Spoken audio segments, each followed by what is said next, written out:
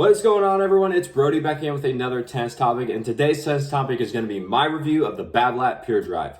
Now, the Babolat Pure Drive, this racket has been out for 30 years. Yes, you heard me right, 30 years.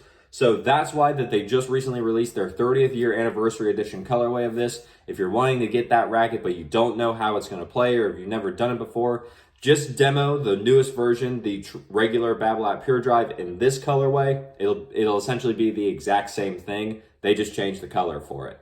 Now, with that being said, the reason that the Babolat Pure Drive has been arguably the most popular racket and been around for 30 years is the fact that it is an extremely powerful racket. It has a lot more power compared to almost any other tennis racket you'll see on the market today, and that's where you also can find it. It's a little bit different, even though it has the same standard specs for a fully grown adult male player standard racket. As you can see, it's 10.6 ounces unstrung, it's 11.2 ounces strung, and it's a 100 head size. So what's the deal? Why is it different? That comes from this point right here where it says that the racket is very stiff. Now, what that means is a very stiff racket. The Babolat Pure Drive does not flex or bend as much when the ball hits into the string bed. So what that allows the racket to do is it allows the racket to just shoot the ball back out right away, because it is not bending and the ball is not staying on the strings as long. You really get a solid contact point from the Babolat Pure Drive by doing this. It makes sure that everything is just fluid, everything just feels connected. The one thing I noticed with this racket, and it may have just been the polyester I was using in here to test with, is that you didn't get as much feel onto the ball, and you didn't necessarily feel every which way that the ball was hitting onto the actual racket itself. Now, if I had maybe used a multi-filament string or a softer string where I had more feel, I probably could have fixed this issue, but that's just something I noticed. So I would say it still is going to be a little bit more like that because of what a lot of the tennis manufacturers, Babolat included, are doing in their brand new rackets. And that is going to be making them softer on the arm. Now, what I mean by that is the previous version of this racket was even stiffer than this version. Now, the reason that Babolat and other racket manufacturers are going to less stiff rackets, Babolat's still the stiffest by far out of all the brands, but they're working on it. The reason that they're going down in stiffness is because most of the people that are playing tennis, they're not up to the professional level. Some of them, if you're playing high-level college, you may want a bit of a stiffer racket to have a little bit more feel. But most of us mortal players, all of us, we're looking for something that's not only going to be enjoyable to play with, but also easy on our arm. So a less stiff racket is easier on the arm, but Babolat didn't want to shy too much away from their bread and butter, which is usually stiffer rackets that offer a lot more power, because arguably Babolat is going to be the most powerful brand out of any racket brand that you look at, just because of how stiff their rackets are.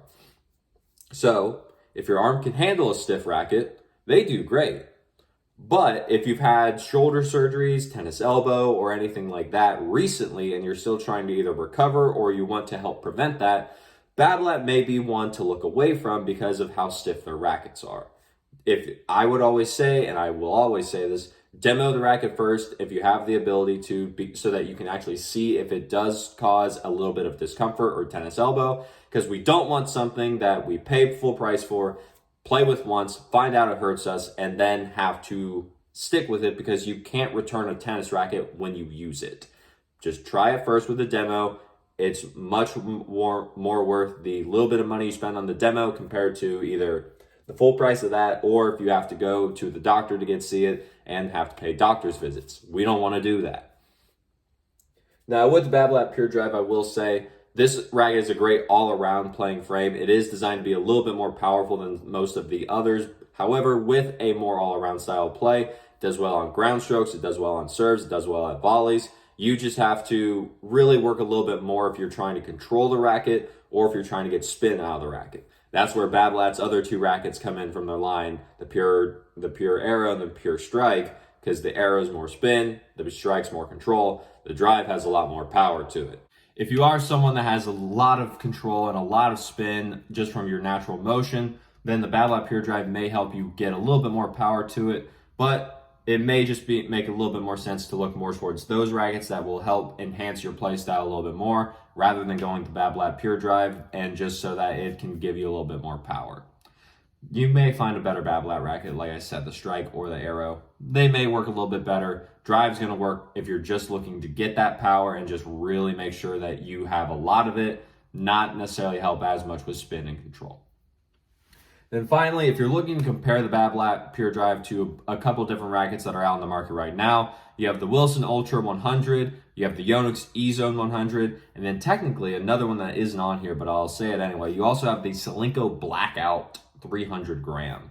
These rackets are going to be designed to do the exact same thing as the Babolat Pure Drive. However, like I said, they are not going to be as stiff as the Babolat Pure Drive, so that's where the Babolat Pure Drive will have more power to them. But the Ultra, the E-Zone, and the Blackout, they are all going to be a little bit easier on the arm, have a little less power than the Pure Drive, and play a little bit differently because the feeling and technology from each brand is going to be different.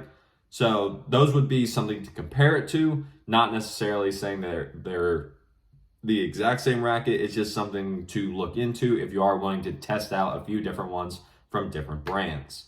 So with that being said, that's essentially my review of the Babolat Pure Drive. If you have any more questions, leave a comment down below and I'll get back to them as soon as I can. Like the video if you've got value out of it. Share this video with a friend and subscribe to the channel so that we can grow this channel and get the information out from the people who have it to the people who need it. There's a lot of tennis misinformation in the tennis community, so I took it upon myself to make this channel so that we could just get rid of all of that and we can all enjoy the great sport of tennis that we all love.